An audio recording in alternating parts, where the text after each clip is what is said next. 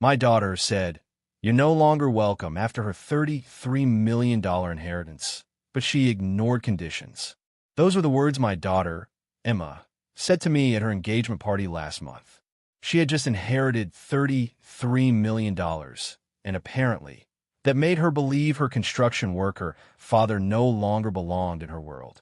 What Emma didn't know was that I'd been keeping a secret for 25 years, one that could turn her newfound fortune into dust. Her inheritance wasn't unconditional, and by saying those words in front of everyone, she just violated the biggest rule of them all. I didn't argue. I just smiled, adjusted my work boots, and watched as my daughter unknowingly destroyed her own future. Emma always thought she understood money and power, but she was about to learn that there's a world of difference between inherited wealth and earned respect. If you're watching this, make sure to subscribe and tell me where you're tuning in from, because this story began 25 years ago with a single decision that changed everything, including how a $33 million inheritance could vanish in just 72 hours. My name is Jake Williams, and for the past 5 years, my daughter has treated me like I'm beneath her. It started small. At her wedding 3 years ago, she sat me with the catering staff instead of at the family table. When I asked why, she said, "Dad, you'll be more comfortable with people who understand your situation." My situation? I'm a construction foreman. I drive a 2018 Ford F-150 with 200,000 miles on it. I wear steel-toed, Red Wing boots that cost $350, though Emma never cared to notice. To her, I was just the guy who showed up to family events with dirt under his fingernails. Things got worse after she married Bradley Sterling last year, the son of a wealthy Beverly Hills family who own a chain of luxury hotels. At Christmas dinner, she actually apologized to Bradley's parents for my rough hands when I passed the wine. She said, "Dad's worked with concrete his whole life. It shows." Emma's mother, Rebecca, passed away 6 years ago. I thought she left behind a modest life insurance policy. What I didn't know was that she came from old money, the kind that involves lawyers, trust funds, and very specific conditions. When Emma turned 28 last year, she inherited $33 million, $28 million in a trust, and $5 million in immediate cash. Overnight, my daughter went from middle class to multimillionaire. She bought a Beverly Hills penthouse for $2.8 million, started shopping at stores where a single dress cost more than most people's cars, and decided her blue-collar dad didn't fit her new lifestyle. But the trust came with rules. She had to donate $500,000 annually to charity, maintain respectful relationships with her surviving family members, and submit annual reports proving she did both. Emma, blinded by money, never read the fine print. Last month, she joined the Beverly Hills Country Club, $50,000 a year just for membership. She said she needed to network with people on her level. That's where she met the Ashworths, a family worth hundreds of millions. Richard Ashworth ran a private equity firm. His wife chaired charity boards, and their Harvard graduate son, Marcus, was single. Emma was desperate to impress them, and apparently, a father who showed up in work clothes didn't fit the image. 2 weeks ago, she invited me to lunch at that same country club. I hoped it meant she wanted to reconnect. Instead, she handed me a business card. "Dad, I need you to understand something," she said, avoiding eye contact. "My life has changed. The people I associate with now, they have certain expectations." The card read, "Sarah Mitchell, image consultant to the Beverly Hills elite. $500 per session." I looked up and asked, "What exactly are you asking me to do, Emma?" She smiled tightly. "I'm asking you to get some help. Learn how to dress appropriately. Maybe take a class on social etiquette. You could even say you're retired instead of what you actually do." That's what my daughter, Emma, told me over lunch at the country club. I handed the card back to her. "I'm proud of what I do," I said quietly. "Well, I'm not." She didn't even hesitate. "I've worked too hard to build this new life to have it undermined by someone who doesn't understand the rules." The rules. As if respect was something you could buy at Nordstrom. I should have walked away right then. But I didn't. I made one last attempt. "Emma, I've been your father for 29 years. Doesn't that count for something?" She glanced around the elegant dining room to make sure no one was watching, then leaned in and whispered, Not anymore, Dad. Not in my world. That conversation happened on September 1st, exactly 13 days before her engagement party. The night everything changed. Let me tell you what I stood to lose if I stayed silent. First, my relationship with my only child. Emma and I weren't close anymore, but she was still my daughter. I raised her alone after Rebecca, her mother, died. I taught her how to ride a bike, helped her with homework every night for 12 years, and walked her down the aisle at her wedding. All those memories, decades of love and sacrifice, were about to be erased because I didn't fit into her new lifestyle. Second, my reputation. Word travels fast in Beverly Hills. If Emma kept telling people I was an embarrassment, it wouldn't just hurt our family. It would damage my work, my friendships, and the respect I'd spent years earning. But the biggest loss would have been my self-respect. I'd built a life I was proud of, and I wasn't about to let anyone, not even my daughter, tear it down. Here's what Emma didn't know about her inheritance. The money came from Rebecca's grandmother, Elizabeth Morrison, old Philadelphia money. The kind of fortune built in the 1800s by people who valued hard work and loyalty above all else. Elizabeth had lived through the Great Depression. She knew the difference between money and character. When she drafted her will back in 2010, she made her intentions crystal clear. Section 7, Clause 2 stated that any heir must maintain respectful and supportive relationships with all surviving family members to retain access to their inheritance. Section 12, Clause 4 went even further. Any public act of disrespect, humiliation, or rejection of a family member will result in immediate review and potential revocation of benefits. Rebecca's family attorney, Margaret Davis, explained those conditions to Emma when she first inherited the money. Margaret made sure Emma understood that this wasn't just a gift, it was a responsibility. Emma signed the documents. She agreed to the rules. Then she completely ignored them. What Emma didn't realize was that I'd been documenting everything. Every insult, every public humiliation, every moment she chose her social image over her own father. I had text messages where she told friends I was just a construction worker who doesn't understand sophisticated people. I had photos from parties where she introduced me to guests as the help. I even had recordings from that country club lunch, proof that she said she wasn't proud of what I did for a living. Margaret Davis had given me her business card 6 years ago at Rebecca's funeral. "Jake, if you ever need anything, call me," she'd said. Rebecca always spoke so highly of you. I kept that card in my wallet all those years. And after that country club meeting with Emma, I finally made the call. "Margaret, this is Jake Williams, Rebecca's husband." The Beverly Hills Country Club stood proudly on Wilshire Boulevard, a monument to old money and quiet arrogance. Marble floors, crystal chandeliers, and that heavy silence that only comes from wealth so old it doesn't need to announce itself. Emma had rented the main ballroom for her engagement party. 200 guests, a $50,000 budget. It was her grand debut into Beverly Hills society, and everything had to be flawless. I arrived right at 6. My outfit wasn't fancy. Dark jeans, a crisp white shirt, and my best polished work boots, but it was clean, respectful, and true to who I was. Emma met me at the entrance in a $12,000 Oscar de la Renta gown. Her smile was rehearsed. Her hug was polite but cold. "Dad, you came?" she said. "Of course I did.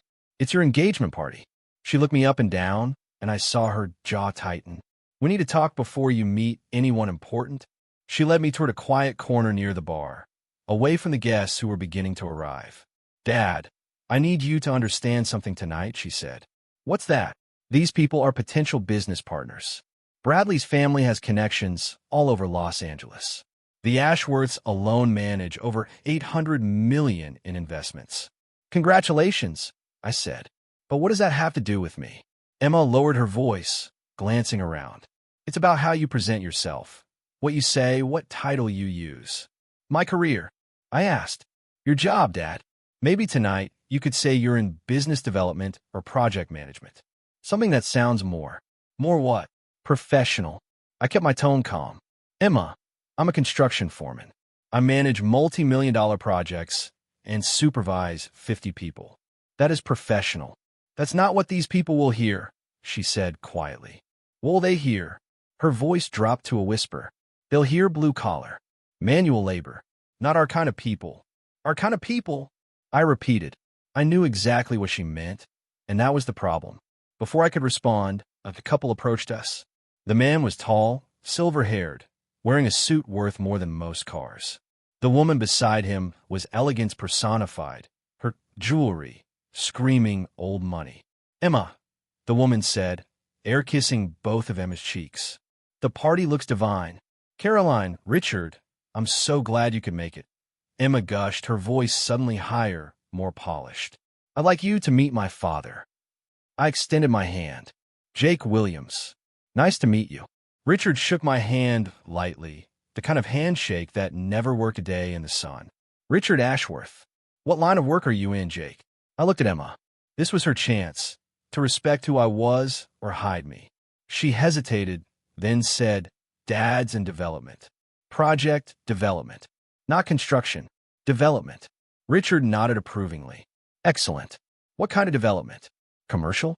Residential? Emma jumped in before I could answer. Large-scale projects. Very complex.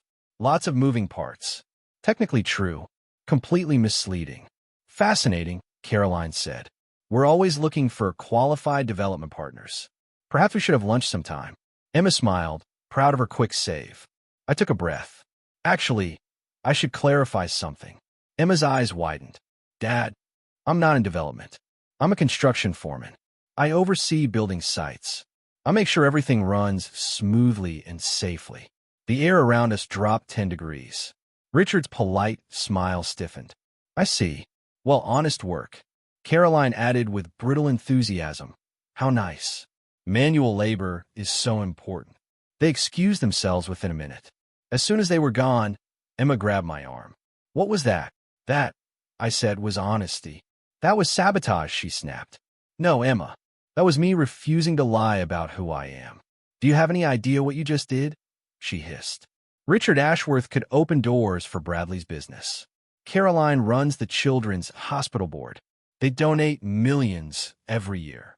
And they can't do that if they know I pour concrete for a living. They can't do that if they think we're not sophisticated enough for their circles.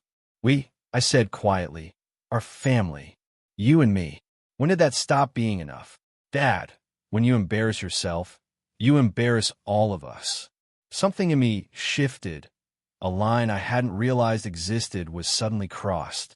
Emma, I asked softly, when did I become an embarrassment to you? Dad, please don't make this difficult.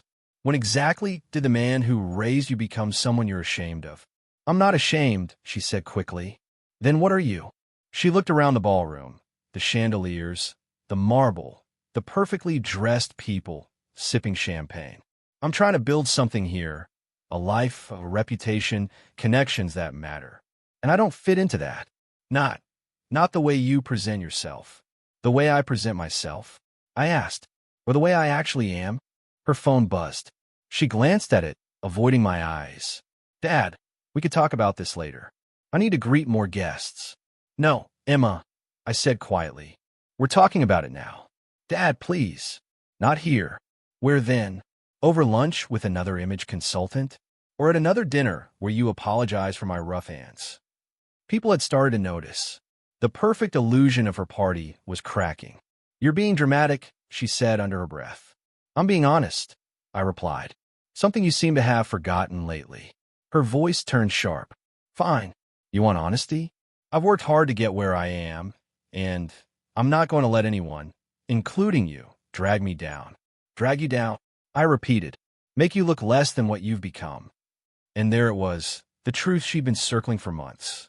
I wasn't her father anymore. I was her liability. The party carried on around us, but something had shifted. Emma kept glancing my way like I was a ticking bomb she hoped wouldn't go off. I excused myself and stepped onto the terrace for some air. That's when my phone rang. Mr. Williams, this is Jennifer from the office. Sorry to bother you during your family event. I lowered my voice. It's fine, Jennifer. What's going on? The Denver project team needs approval for their overtime schedules, and the board meeting for next Tuesday has been moved to Thursday morning. Should I confirm your attendance? Yes, I said. Confirm for Thursday and approve the Denver overtime. We're already behind schedule. Got it. Also, Forbes called about your interview for next month's construction industry feature. Should I set it up? I looked back through the glass doors. Inside, Emma was laughing with a group of women, her earlier panic already forgotten. Schedule it for the week after next, I said. And Jennifer, make sure they spell the company name right this time. It's Wilson Construction Group, not Williams. Absolutely, sir. Have a good evening. I ended the call and turned. Emma was standing right behind me. Who was that? She asked. Work, I said simply. Work calls you at night? On weekends? Sometimes. She frowned. What kind of construction foreman gets calls from Forbes? The kind with responsibilities you don't quite understand, I replied. Try me, she challenged. For a moment, I almost told her. I almost explained that Wilson Construction Group employed 15,000 people across 12 states, that we'd built half the infrastructure of downtown Los Angeles over the last decade. I almost told her that the man she was embarrassed by owned the company she'd just tried to lie about. Instead, I said quietly, it's complicated. Dad, you pour concrete, she said with a sigh. How complicated can it be? Before I could answer, Bradley walked over with another couple. Jake, there you are, he said cheerfully. I want you to meet Harrison and Melissa Parker. Harrison runs Parker Development, one of the biggest commercial developers on the West Coast. Harrison was about my age, with silver hair and hands that had clearly known hard work. I shook his hand. Jake Williams, I said. Nice to meet you. Pleasure's mine, Harrison replied. Bradley tells me you're in construction. That's right. What kind of projects? Emma stiffened beside me. Here we go again. Infrastructure mostly bridges, highways, commercial buildings. Large-scale projects. Harrison's face brightened. No kidding? Which company? Wilson Construction Group, I said. He blinked, surprised. Wilson Construction? You work for Jake Wilson. I do, I said, smiling faintly. Harrison laughed. That guy's a legend. Built that company from nothing into a $3 billion powerhouse. I've been trying to get a meeting with his people for years. Their reputation's incredible. Emma was staring at me now. Her expression caught somewhere between confusion and disbelief. Actually, Harrison went on, Wilson Construction just won the new convention center contract downtown. $800 million, the biggest infrastructure project in LA history. I heard about that, Bradley said. Didn't people question how they won the bid? Only because their proposal came in so much lower than the rest, Harrison replied. Turns out they've developed methods that make building faster and cheaper than anyone else. Revolutionary stuff. Jake Wilson's a genius. I stayed silent, letting him talk. I read Wilson started the company 25 years ago, Melissa added. Self-made billionaire. Forbes ranked him among the top 200 wealthiest Americans last year. Emma's eyes widened. Dad, she said slowly, how long have you worked for Wilson Construction? A long time, I replied. How long exactly? Before I could answer, a familiar voice spoke behind me. Jake, I'm sorry to interrupt, but we need to talk. I turned. It was Margaret Davis, her mother's attorney, carrying a leather briefcase and that professional calm that always meant serious business. Emma frowned. Dad, who is this? This is Margaret Davis, I said. I know who she is, Emma snapped. Why is she here? Margaret gave her a polite smile. I'm here about your inheritance, Emma. There are some matters we need to discuss. The color drained from Emma's face. Margaret had perfect timing, as always. Perhaps we should find somewhere private, Margaret suggested. No, Emma said sharply. Whatever you need to say it here. We stood on the terrace, the ballroom lights gleaming behind us. A few guests had wandered outside, but kept their distance, sensing the tension. Very well, Margaret said, opening her briefcase. Emma, I'm here because concerns have been raised regarding your compliance with the inheritance terms. Concerns? Emma repeated. What kind of concerns? The family respect clauses, specifically Section 7, Clause 2, and Section 12, Clause 4. I don't understand. The clauses requiring you to maintain respectful relationships with surviving family members, Margaret explained. I do have respectful relationships. Margaret glanced at me, then back at her. Unfortunately, the evidence suggests otherwise. What evidence? Emma demanded. Documentation spanning the last 5 years, Margaret said evenly. It shows a consistent pattern of public disrespect toward your father. Emma went pale. Who provided this documentation? That's confidential, Margaret replied. What matters is that the Inheritance Review Committee has serious concerns. The what committee? The committee established by your great-grandmothers will to oversee inheritance compliance. 3 attorneys, 2 family advisors, and 1 independent mediator. Nobody told me about any committee. It's outlined in Section 15 of the documents you signed. The committee has full authority to review beneficiary behavior and, if necessary, revoke inheritance privileges. Emma stared at her in disbelief. Revoke? As in completely take it away. Yes, Margaret said calmly. Both the trust and the cash disbursement. You can't do that. Actually, Margaret replied. We can, and we will if this behavior continues. What behavior? I haven't done anything wrong. Margaret pulled a manila folder from her case. Would you like me to read some examples? Emma's eyes darted around the terrace. More guests were stepping outside now, drawn by the growing tension. Not here, she muttered. Then where? Margaret asked.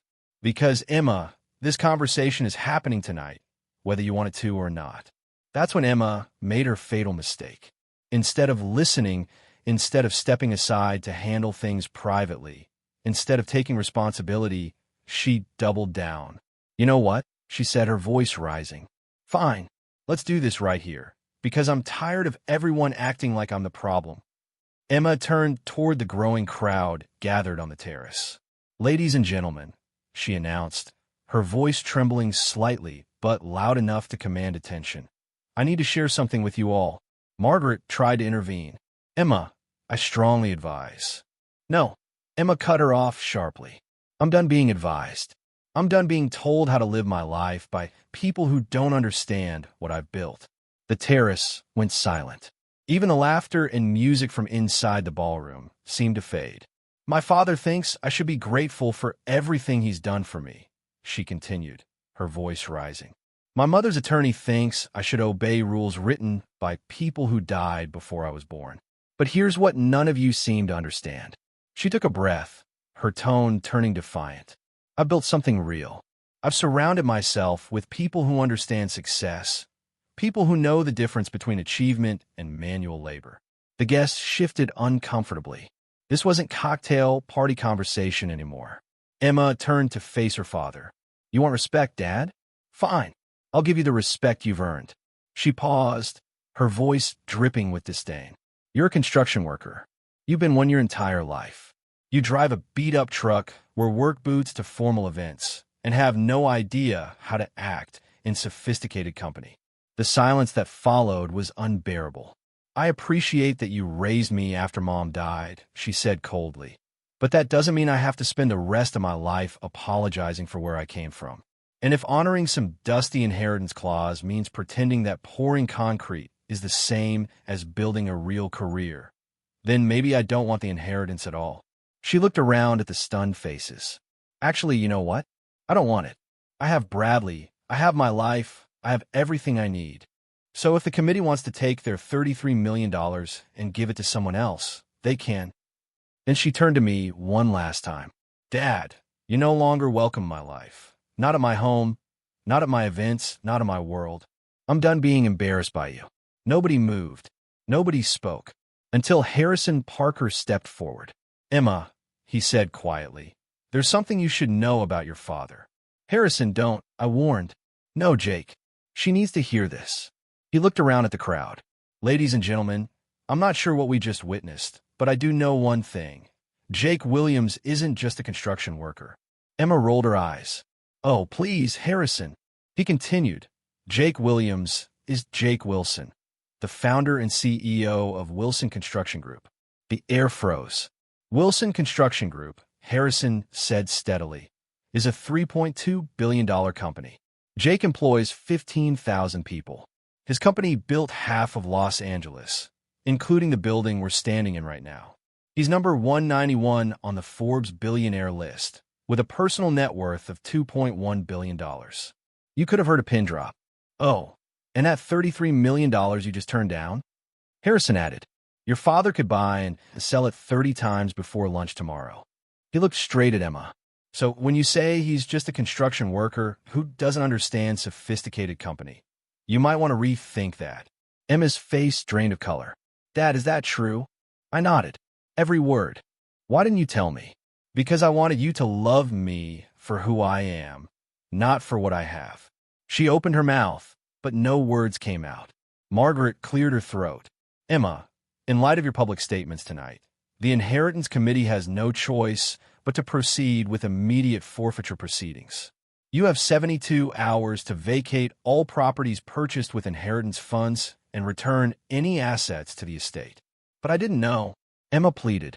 Ignorance of your father's wealth doesn't excuse your behavior, Margaret said calmly. The inheritance terms were clear. Maintain a respectful relationship with surviving family members. You've done the opposite, and you did it publicly, in front of witnesses. She snapped her briefcase shut. The committee will convene Monday morning. The forfeiture will be finalized by Wednesday. She handed Emma a business card. If you wish to contest the decision, call my office. Though given tonight's performance, I wouldn't recommend it. Then she turned to me. Jake, we'll need your signature on the transfer documents. Can you come by Thursday morning? I'll be there, I replied. As the crowd drifted back inside, Emma just stood there, stunned. Finally, she whispered, Dad, wait. We need to talk. I stopped but didn't turn. No, Emma, we really don't. I walked toward the parking garage, leaving her alone on the terrace in her $12,000 dress, having just lost $33 million because she was too proud to respect the man who raised her. The garage was silent except for my footsteps. Then I heard her heels clicking behind me. Dad, please wait, she called. I stopped, but I didn't turn around. Dad, I need to understand what just happened up there. I turned then. She looked smaller somehow, fragile, shaken, stripped of the confidence she'd worn all night. What do you need to understand, Emma? Are you really Jake Wilson, the billionaire? I'm Jake Williams, I said. I've always been Jake Williams. Wilson is just the name I use for business. Why? For privacy, protection. When you have that kind of money, people treat you differently. But you drive an old truck, she said helplessly. You live in that tiny house in Pasadena. You wear work boots to formal events. Because that's who I am, I said gently. The money doesn't change that. She shook her head. I don't understand.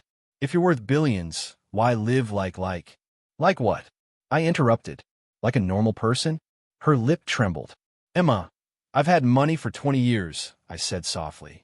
But I've been the same man all along. The only thing that changed was how you saw me. But the house. I own the entire block, I said. I live there because of where I raised you. Where your mother and I were happy. And the truck? I own 17 vehicles, I said. I drive the truck because I like it. It's practical. Emma leaned against a pillar, her voice breaking. Dad, God, the things I've said to you. Yes, I said quietly. You have. I didn't know. That's the problem, Emma, I said. You never asked. I walked closer, keeping my voice calm but firm. When did I ever say I was struggling, Emma? You didn't have to, she said quietly. The house, the truck, your clothes. Emma, I interrupted gently. I've never complained about money.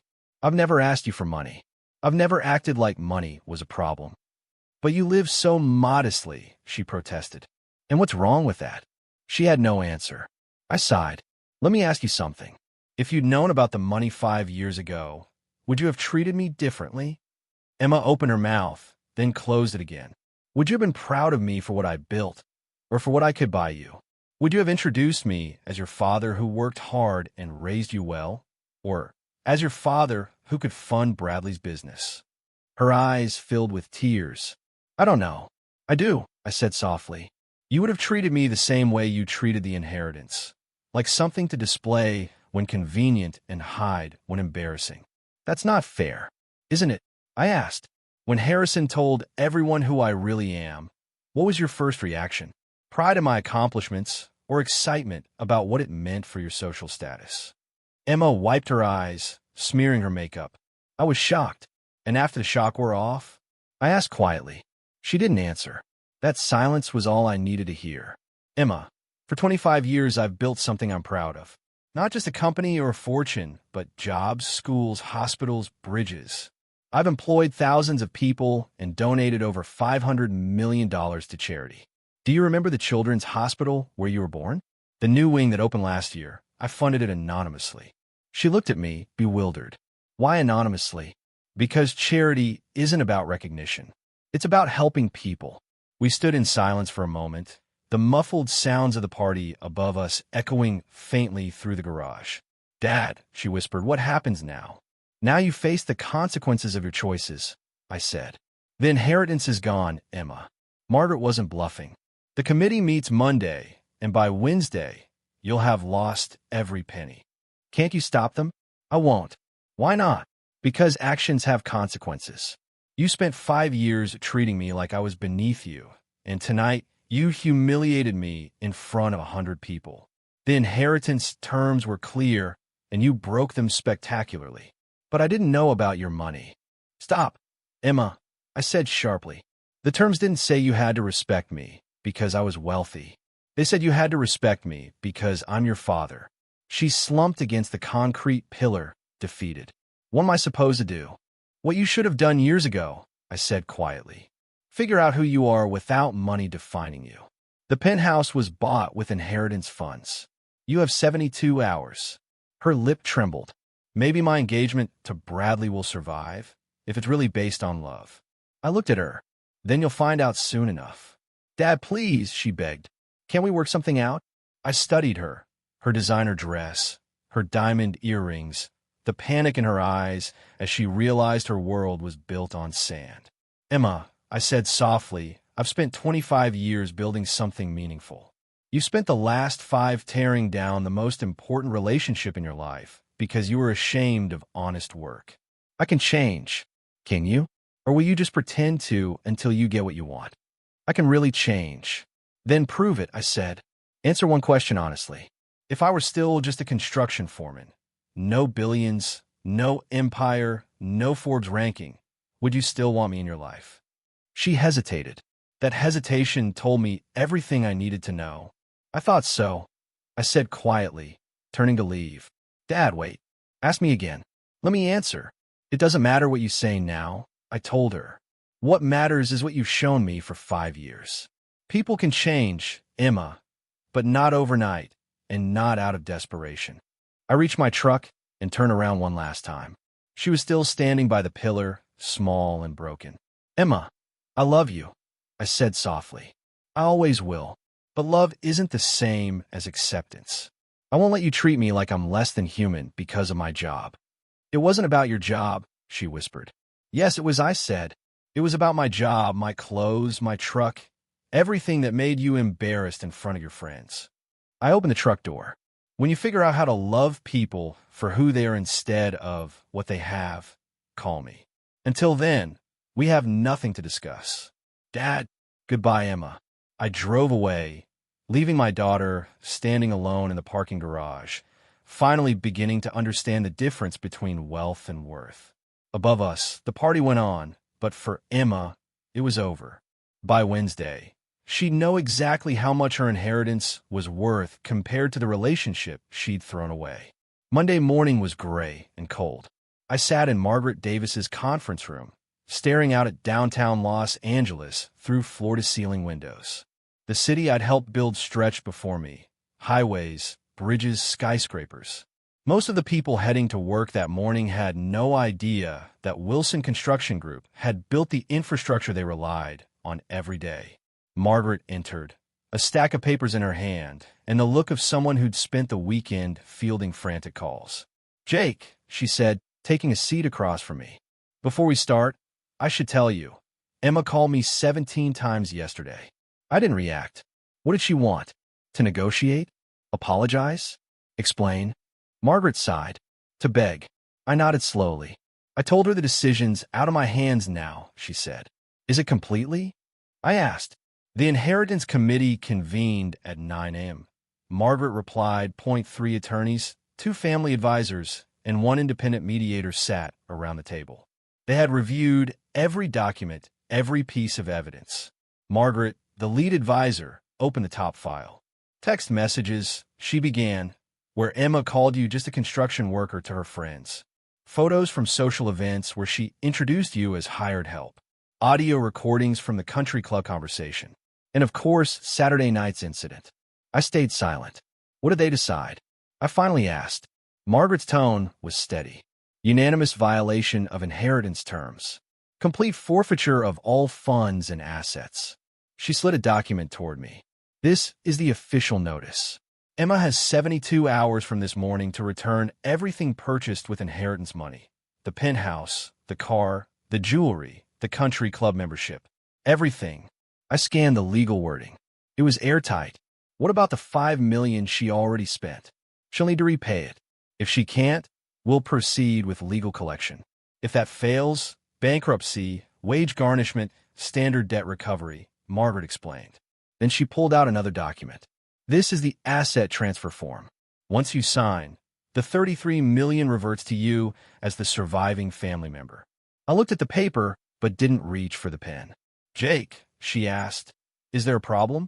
What happens if I don't sign? She paused. Then the funds go into a charitable trust managed by the estate. Elizabeth Morrison specified that if inheritance conditions weren't met and the family declined to reclaim the money, everything should go to children's charities. I thought of Emma as a little girl, 5 years old, beaming on career day until the other kids laughed at my work clothes. I remembered teaching her how to change a tire, helping with her homework, walking her down the aisle. And then I remembered Saturday night, watching her trade kindness for status. I won't be taking the money, I said quietly. Margaret's eyes widened. Are you sure? That's $33 million. I'm sure. Let go to the charities. That's what Elizabeth would have wanted. She nodded slowly. Jake, you're giving up a fortune. I'm not giving up anything, I said. I'm choosing principle over pride. Margaret noted my decision in the file. Very well. The charitable trust will be established by Friday. She pulled out one last document. This is a restraining order application. Given Emma's repeated calls, I thought you might want legal protection. I shook my head. No restraining order. She's called my office 43 times since Saturday, Margaret said gently. She's still my daughter. If she wants to reach out, she can. Whether I answer or not, that's my choice. Margaret gathered the papers. The committee asked me to commend you for how you handled this. Many would have used wealth as leverage, but you let the terms speak for themselves. The terms were fair, I replied. Emma chose to ignore them. What will you tell people? The business community is buzzing about what happened. The truth, I said simply. My daughter lost her inheritance because she forgot that respect is earned, not bought. As we walked to the elevator, Margaret hesitated. Can I ask you something personal? Go ahead. Do you think Emma will learn from this? I thought for a moment. I hope so. But learning requires taking responsibility. On Saturday night, she blamed everyone except herself. If she does learn, Margaret asked softly, will you forgive her? I already have. But forgiveness doesn't mean pretending the last 5 years didn't happen. And what would it take to rebuild your relationship? An apology that isn't about money, I said. Real accountability. And proof that she understands the difference between wealth and character. When the elevator doors opened, Margaret asked one last question. Any regrets about not telling her about your wealth earlier? I stepped into the Los Angeles sunlight. None. If I had told her about the money sooner, I'd never have learned who she really was. And now you know, Margaret said. Yes, I replied. Now I know she has a choice. To learn to be proud of herself without putting others down, or to spend her life blaming the world for her problems. Which do you think she'll choose? I didn't answer immediately. I got in my truck, rolled down the window, and looked back at the building where my daughter's inheritance had just turned into 43 scholarships for underprivileged kids. I guess we'll find out. By Wednesday afternoon, the consequences had arrived. Emma's Bentley was repossessed at 11 a.m. while she was having lunch with Caroline Ashworth. The repo agents waited politely until she finished her salad, then handed her the paperwork in front of Beverly Hills' most influential women. That evening, Caroline called me. Jake, or should I say, Mr. Wilson, I owe you an apology. No, you don't. Yes, I do. Richard and I judged you by appearances. We were wrong. You judged me by what Emma told you. I said. That's not your fault. Still, she admitted, we should have been more thoughtful. I could hear the careful calculation in her voice. Caroline Ashworth was smart enough to realize that mocking a billionaire's work clothes might have been her worst social mistake. Caroline, I said evenly, you don't need to apologize. You reacted honestly to what you saw, I told Caroline.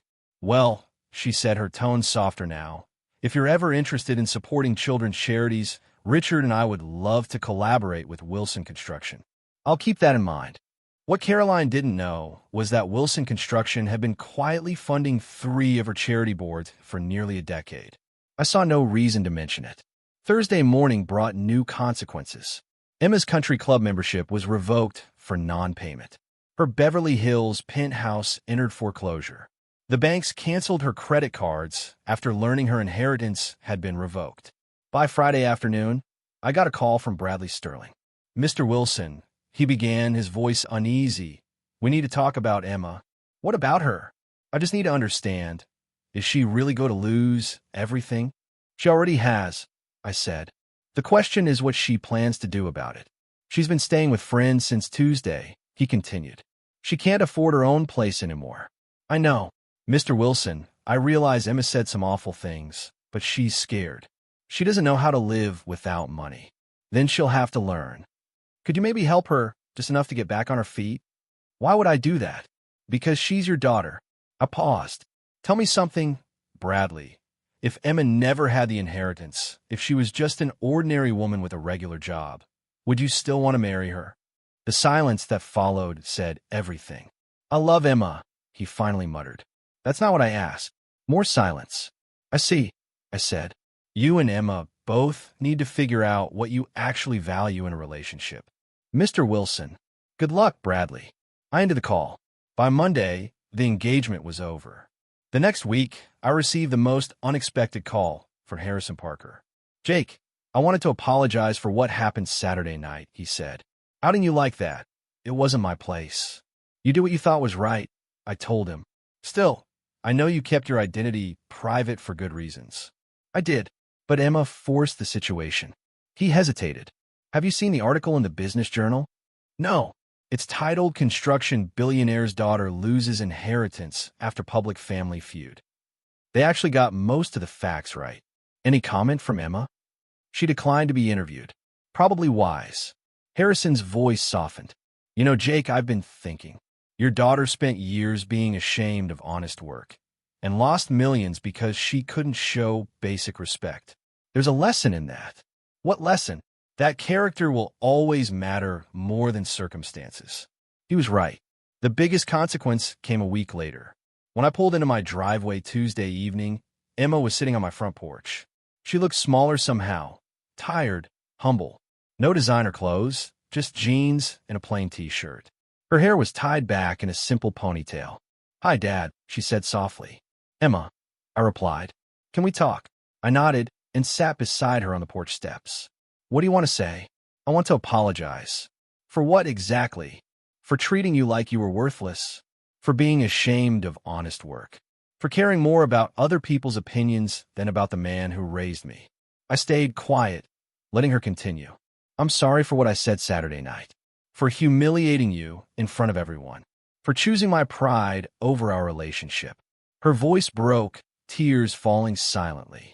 I'm sorry for being a terrible daughter. For 5 years of not even trying to know who you really are. For never asking about your work, your dreams, your accomplishments. For assuming that because you didn't show off, you had nothing to show. She wiped her face and whispered, and I'm sorry for only caring about your feelings after I found out how wealthy you were. We sat in silence for a long time. What are you going to do now? I asked. I don't know, she admitted. I've never had to figure out how to live without money. What do you want to do? I want to learn how to be someone I can respect. For the first time in years, I really looked at my daughter. That's a good start, I said. 6 months later, Emma called me on a Tuesday afternoon. Dad, I got a job. What kind of job? Administrative assistant at a nonprofit. It's entry level, but they help underprivileged kids get college scholarships. How do you feel about it? Scared. Hopeful. Grateful someone was willing to hire me, despite everything. Over the winter, Emma had learned to live differently. She shared a small apartment with a roommate in Burbank, took the bus to work, cooked her own meals, and shopped at thrift stores. "Dad, can I ask you something?" she said. "Of course. Do you think I'll ever stop feeling ashamed of how I treated you?" "I hope not," I said. "Really, shame can be useful if it pushes you to be better. The question is whether you'll use it for growth or for self-pity." "I'm trying to grow," she said quietly. I can see that. She'd started volunteering at a homeless shelter on weekends, writing letters to the people she'd hurt, taking responsibility without expecting forgiveness. She'd even begun therapy to understand why she once tied her self-worth to money. "Dad," she asked hesitantly, "I know I don't deserve to ask this, but could we have dinner sometime? Just us." I thought of the little girl who used to help me fix things around the house, the teenager who called me every day during her first semester of college, the young woman who once cried on my shoulder after her first heartbreak. And then I thought of the woman sitting across from me now, the one finally trying to rebuild what she had broken. "I like that," I said. Really? But Emma, you need to understand something." "What?" "I'm not the same man I was before Saturday night. And you're not the same person either. We'll have to figure out what our relationship looks like now." "I understand." "Do you?" "I think so. You're not going to pretend the last 5 years didn't happen just because I said I'm sorry." "That's right. And I'm not going to expect forgiveness just because I apologized." "Also right. We made plans for dinner that Friday. Nothing fancy, just a quiet evening to see if we could start again." As I hung up, I realized something I hadn't felt in years. For the first time, I was proud of my daughter, not for what she had, but for who she was becoming. If you're watching this, please subscribe and tell me where you're watching from. And remember, respect isn't inherited, it's earned, one choice at a time.